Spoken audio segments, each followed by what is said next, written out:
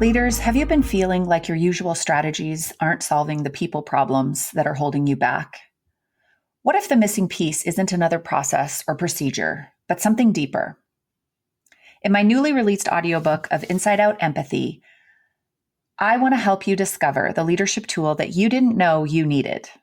And here's the best part. You can download a free chapter right now at www.insideoutempathy.com. You'll get access to an audio chapter as well as a PDF chapter. And when you're ready to go forward and purchase the full audiobook, the link is there to support you. This is not about being too soft. Rather, it's about leading with both strength and understanding, building trust, and fostering an inclusive environment where your team thrives. Visit www.insideoutempathy.com today to start your journey. Hello and welcome back to Tactical Empathy. I am your host, Erin Thorp. Today, I have a very special guest joining me. She is a fellow trainer, speaker, and coach in the leadership development arena. Megan Billnoske is just a ball of energy. She's super energetic, super fun, and we had a great time. 25 minutes just went by in a flash. And I think the thing that was most impactful about this conversation that I can't wait for you to listen to was, we talked about a couple things. One, as leaders, you are the topic of dinner table conversation. So like it or not, every interaction you have with your team today or in the future or in the past is probably going to be something that they may talk about, around their dinner table with their family. And the second piece is, towards the end of our conversation, she shared some really impactful advice on how to develop your empathy muscles and how to interpret, the actions of others and a possible lens or perspective shift. So hang out till the end of this conversation. There's some really good nuggets all along the way. And I can't wait for you to spend some time with my new good friend, Megan. Here we go. Hey, Megan, welcome to the show. How are you today? Hey, I'm doing great. Thanks for having me today, Erin. Awesome. As you know, this podcast focuses on leadership and empathy. And we talked a little bit in kind of the green room about how we share this belief that everybody's a leader, no matter if you lead a family or yourself or a company or a community.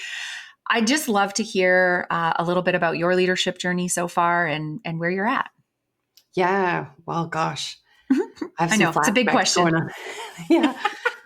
I will say my leadership journey really started, as with anyone, like we talked about, if you're leading in high school, I think you're trying to lead your own life and figure it out. And I think I'll talk about mostly my corporate journey. So as a leadership trainer, I've trained and traveled all over the world, meeting different cultures, different leaders doing amazing things for their people. The heart of what people come to work for and they want to provide for their family is universal, which is something I've always found really cool. And so it impacted my leadership journey on how so much of what a leader does really someone brings home. If it's a champion leader that you're lit up about and they're trailblazing your career and putting you into great projects, you come home a lot different than when you have the bad boss that stomps all over your ideas and squanders things and you just don't get along. So all that to say, my career, I've met and 29 bosses that I've had. I've had 4 champion bosses, some squishy middle ones that were pretty decent, and then a handful that were the toxic, unethical kind. And so I think it really taught me between the global perspective and my own values. It taught me what I find important. And so my journey's led me from one company to another to help different leaders that need skills or training that needed launching. And so now that I own my own business, I left corporate 2 years ago. And it was because I really needed to do something different. My health was greatly failing. There was a lot of stress. It was a really dark time. And I thought, well, I am 35. This is not how I'm going out. I said, we're going to change it up. And a phrase that I've always thought of is from Albert Einstein. The definition of insanity is doing the same thing over and over, expecting different results. And so I thought, well, I have a history of going and doing all this at different companies. I love the work, But it's really hard for me to still follow a leader once I see things happening that are against my values. Yeah. And say, hey, go teach them good things, but then I'm going to do this instead. So I lost respect. And Yeah. so I thought, well, why don't I get a license, like a fake one, right? I'm holding up my fingers, Yeah. like a license just to go help where I'm needed. And so 2 years ago, I started that journey doing training and development and speaking. Now I'm getting into ICF certification to be a coach. And so my leadership journey has been a blend of the values that helped me find. And then I don't know about you, Erin, but I don't settle in life, and I only have one life to live, and we're going to light this thing up and have some fun. And so Right. if I give everything I can possibly give and it did not work, I'm okay walking away into something else because that's Yeah. where I'm supposed to go. That is beautiful. So many rich nuggets in just your opening statement there. I want to go back to something you said where you said, leaders impact what we take home. And it reminds me of a phrase that often comes up in some of the training that I do is leaders. I always start them and just let them know, like, hey, you're the topic of someone's dinner table conversation, right? So what is it you want 100%. them to say tonight, right? Mhm. About their experience with you today. And some of them are terrified, right? Some of them are like, oh gosh, like, I don't want my team talking about me at home. And I'm like, face it, we've all done it, right? We've all done it. I also love that you knew exactly how many bosses you had and how many I fit counted. into which category. I was like, oh my gosh, this is great. I've never heard that before. Well, when you start a business, the number one question is, what's your niche? And you have to give confident statements when you do intros. Yeah. I'm like, well, heck, what qualifies me? I've seen a lot of leaders. Well, how many? So I counted for my first job at HEB as a bagger and cashier I love all it. the way up to when I left. And I thought, okay, who are the champions? And so I use it as a part of that because I was just kind of curious. But I love it. I might have to steal that out of your playbook because right that's you'd be pretty surprised cool. how many. Yeah, I'm like, I want to go add it up and do the math and see what's going on. So good. So you talked a lot about your own personal values when they don't align with the leader. I think a lot of our listeners can identify with that. I think a lot of people see the talk, but not the walk, let's say. Oh, yeah. Right. Mm-hmm. The posters on the wall, the values, things like that. And then the direct violation in some of the behaviors that happen in the workplace. So what are some of your personal values and where does empathy fit in that for you? Well, I think that because of my journey of leaders, and I've trained 15,000 leaders. So I kept a stat also 2 years ago when they're like, why should we hire you? I'm like, because I've trained a lot of people. What is a lot? But I think all those people have taught me the values. And I actually was a friend of mine invited me to participate in a Dare to Lead class by Brene Brown. Mm-hmm. So my friend facilitated, not Brene, but her topic. And in that, there's a worksheet in there of 200 different adjectives, and you have to pick two of them in 2 minutes of what your values are. So that was an exercise 4 years ago that I did. So that's what really taught me. My top value is integrity. Mm-hmm. Kind of makes sense with the kind of opening statement I made about the different things happening.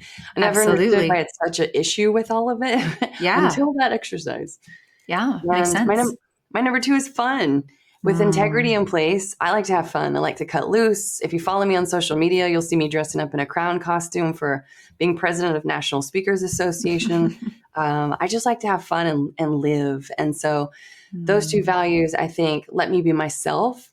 And that's how I have empathy. Because when I'm centered and I'm safe and I'm able to really be myself, if a friend called me, a client called me, if you called me and said, Megan, I'm having a rough day, I can say, what's going on? Because I'm centered and I'm whole. And so when I think to leaders that might not have, well, I'd like to give them some grace. And this is a big statement for me because I've done a lot of work trying to move through all the stuff that I've been through. But I think too, people do the best they can or try to do the best that they think. And even for myself, I started writing a leadership book. Don't know what'll come out, but I'll let you know. But Okay, keep us posted. Yeah. And I thought, oh, I'm never going to be this bad boss. I'm never going to do this because I care about people and I'm going to protect my team. And I very much still do that to this day. Mm-hmm. But I'm in 3, maybe 2.5 a person's bad boss book. But it wasn't intentional. I traded them with respect. But in one case, I can't help that your favorite boss rotated out as I got hired, and now you have me. I didn't do anything, but I'm in the bad boss book because anything I did was wrong. Yeah. So I'd like to give the bad bosses, if you will, air quotes, some grace, because I think sometimes they don't know any better. But then I think also it's a choice. Do you want to know better? Exactly. Yeah. Yeah, I agree. I love operating from that assumed positive intent kind of mindset or perspective. And then it gets to be, there's some things that I think we do all have choice, and it's whether or not we exercise that, and how does that play out. So I love what you said about your ability to practice empathy comes from being your whole self. I think that's really cool, and not. I just got goosebumps. Yeah, right. Yeah. Like I was like, you said it. I'm like, ooh, that's like, ooh, there goes a chill. Shivery. There it is. There it is. So, how would you define empathy?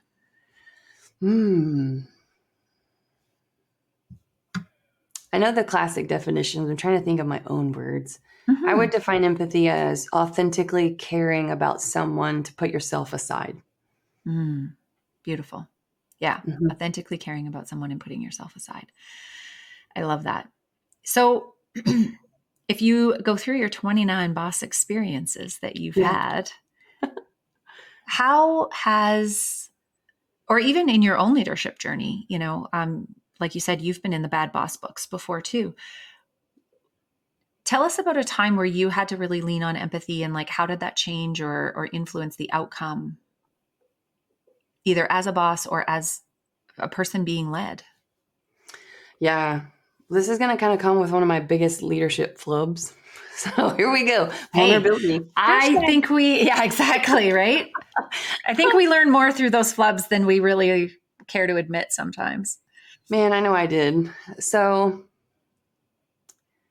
I was working in an international company that had different locations. Okay, so that's a key piece. Yeah. Typically, when you're in the same office, you can walk down the hallway, see people.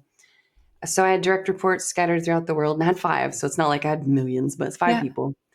And one of them was in a different state in the United States. Still not in the office, right? So I can't see them. Yeah. I'm new to the job, loving my team, loving international, getting the, settled. About 6 months in, I had no idea some things were going down in that location. I had no idea that our one training person there was handling different things on site. And it wasn't for lack of asking. Very good communication. Nothing was being hidden. Everybody was trying to do a good job. And then one morning, I think there were some remnants of like little things that happened. So it wasn't clear blue sky that it came out of, but it was pretty much, sorry, what happened? I got an email and my direct report resigned. And I would say she's probably the high performer on the team. That team was all high performers. That's a hard statement. So we'll say she was a very good asset to the company, as they all were in their own roles. And I thought, what? First thing I thought was, oh no, I hope she's okay, because something bad had to happen for you to do that. And I don't even know what it is.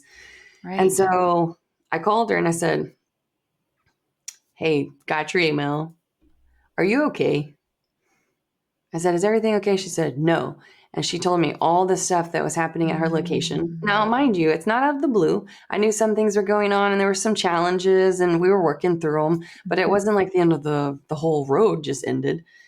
And come to find out, I did not know that it was a good idea to meet with the location general manager and be in tune with them and check in with them about business and be connected to them.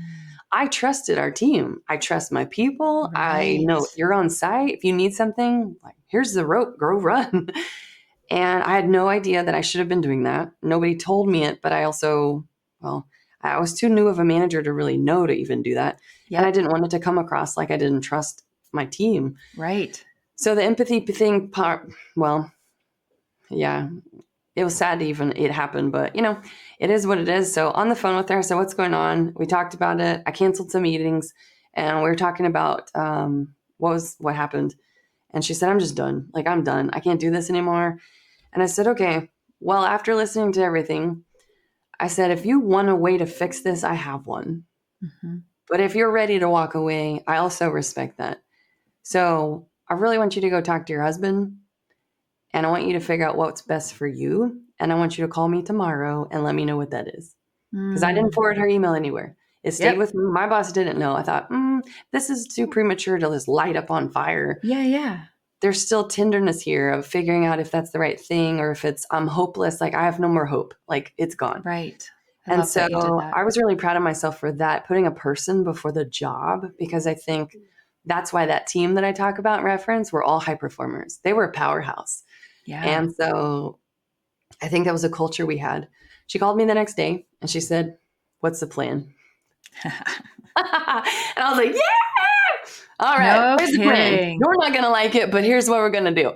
And all it was holding people accountable. Everybody's pointing fingers that, oh, you should have done this and you didn't do this. And my person on the boots on the ground didn't know because they weren't told. And now there's all these things flying around. I said, so here's what I'm going to do. I'm going to meet with them by myself. I don't want to put you in that room. I want them to be able to tell me openly, I've got your back, but I need to go learn. Mm-hmm. And then I'm going to talk to you and see what you want to do. Then I'm going to build a plan that you and I are going to talk about. And then we're going to go present it and hold accountability and put names on who's doing what on their list. And we're just going to run it like a project. This is fixable. This is training. It's not the end of the world. Safety is very important. So safety training was a layer of it. But as far as what the issues were, very fixable. No more pointing, no more names. I didn't do this. No more lack of accountability. Yeah. And also the relationship I started growing more with the site manager of, hey, what's going on? So I can tell you the day that this happened, I emailed all my global locations. Hey, let's put a meeting on the calendar. I really want to get to know you. Like, we're not going to light this stuff on fire. Because also I'll tell you, it was happening out of the country too. And I didn't know about it either. Different culture. It wasn't as strong, but it was flaring up. And the reason I know that is later one of my other people out of the country, she called me crying. Mm-hmm. And it was because of what her boss had said on the ground, like they're in the location. Yeah. And she was very upset by it. So I think when you care about the person before the job, they will always overperform. But you can't have someone empty being there, upset, and not doing what's right for them. So my flub was I didn't know, but I did work to fix it. And I'll tell you that employee for that location we talked about with the project plan, she stayed. She got a promotion 3 months later. And I told my boss, I said, oh yeah, by the way, you should probably know that this was like 2 days later after she's decided to stay. I said, you probably know this is what happened and here's where we're going. Just wanted to give you updated. Yeah. So yeah, it's, I don't really remember the question, honestly, because I got really into the story because that was a big moment because I felt proud to take care of somebody first and the empathy to understand how she felt and empathy for the location. So that's what helped because I came in cold. I'm not upset at anybody. I don't really care what happened. We're just going to move forward. And I had to listen individually to calm them down. And sorry for the long story, but I think the story is great. One, what an amazing outcome. And the fact that empathy really played a huge part in that outcome. Mm-hmm. The question was, tell us about a time where you had to use empathy to overcome a challenging situation. So check, you did it. Check. You get 5 gold stars for that. Like so much richness there. Right. And I think I have been that person ready to quit, and have given my resignation letter. And if somebody had taken the time to just say, hey, what's really right for you? Like, what do you need in this moment? Instead of just accepting the resignation and being like, okay, thank you so much. Have a nice life. Mm-hmm. I look back on a number, not all situations, like some, it was the right decision for me to leave, but there are a number of times where I just felt overwhelmed, underappreciated, undersupported, like nobody really cared about what was going on for me or what I needed. Right.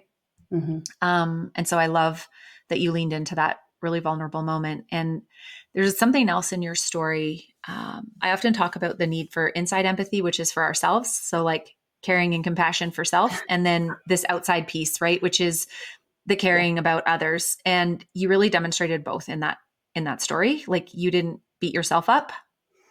Yeah. I'm been working on that. I mean, we're all a work in progress. And I think sometimes when we beat ourselves up too much, then we become too focused on self, right? And then we forget about the other person. And it's just about what did I do wrong? And how did I fix this? And you almost like scramble to cover up the mistake or the flub, Mm-hmm. right? Whereas you were like, okay, this is a bit cringy and I got to lean into this.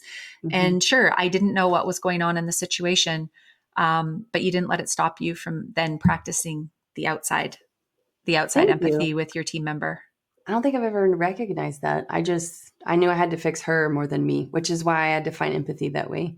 And Yeah, that team too, even though international, what was really interesting was certain cultures are much more sensitive and much more absolutely. about emotions.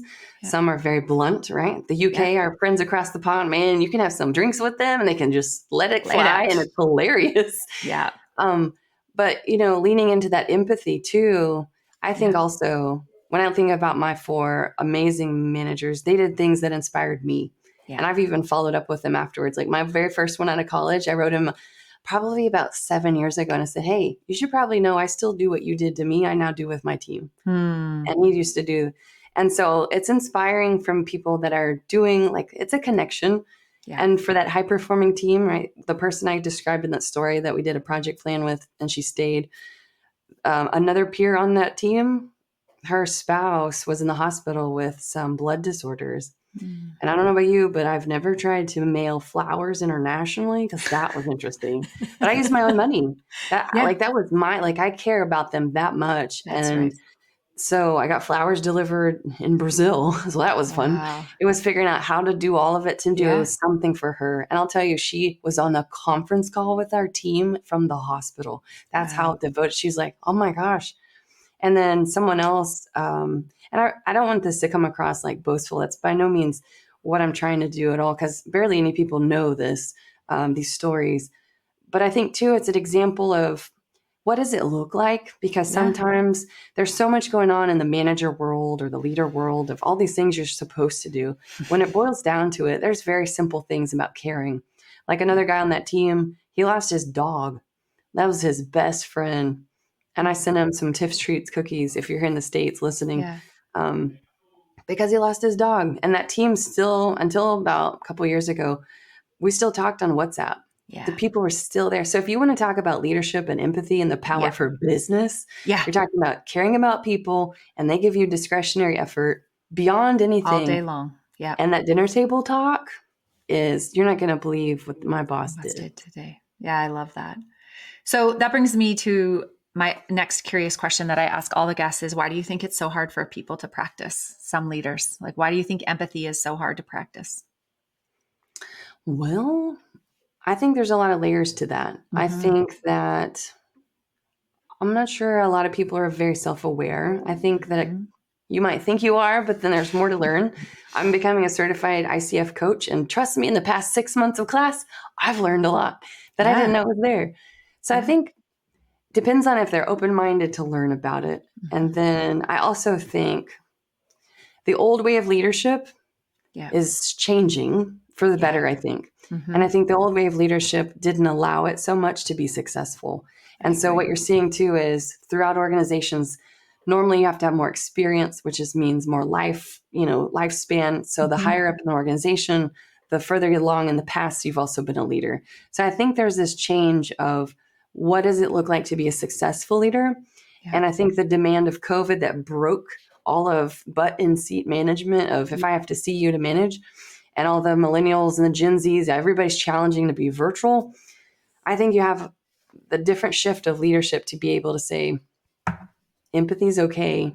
It looks different. You can be more human now. I mean, Mm-hmm. there's how many companies that you're hearing about now that they're allowed to do multicolored hair or Yeah. nose rings or Yeah. so I think the diversity part of letting people be who they are, I Mm-hmm. think is a very big piece of why it's coming into fruition now.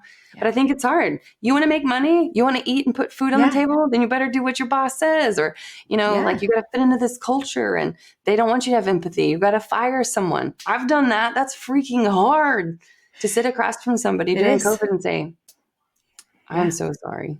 Yeah. So I think it's a matter of performance, success, a livelihood, and Mm-hmm. self-awareness. Yeah. Excellent. So much richness there. Did it come easy for you, empathy and leadership, or did you have to work at it?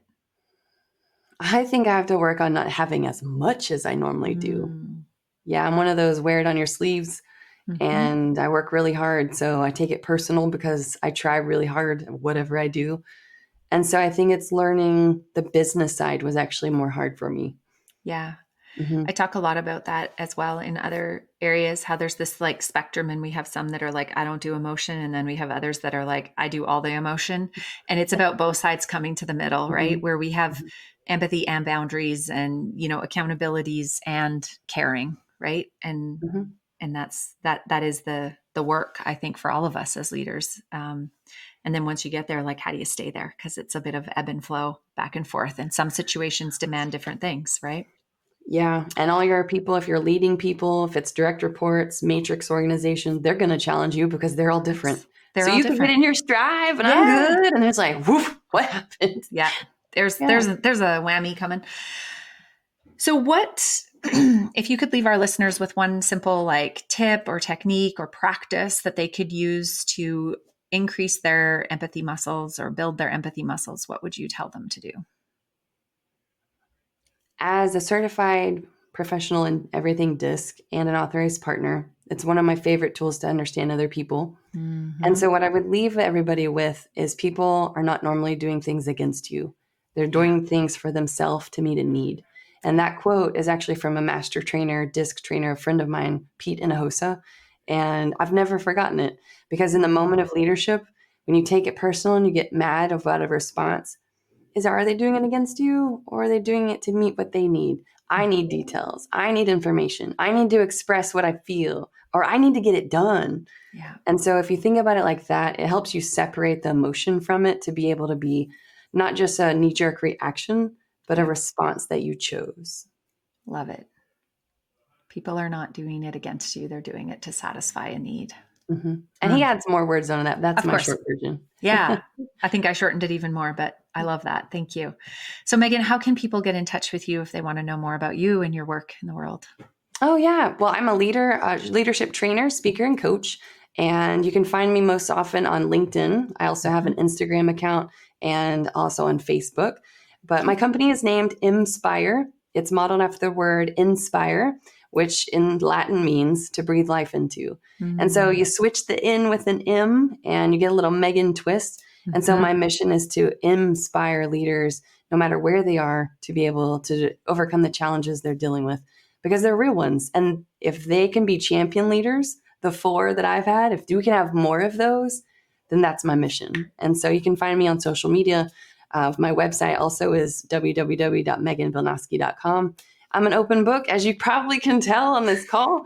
I love to present and speak. I volunteer with students, and I just put a scholarship together for University of Houston. So love to give back, love to be involved, and let's go have a great life. I say, run at it.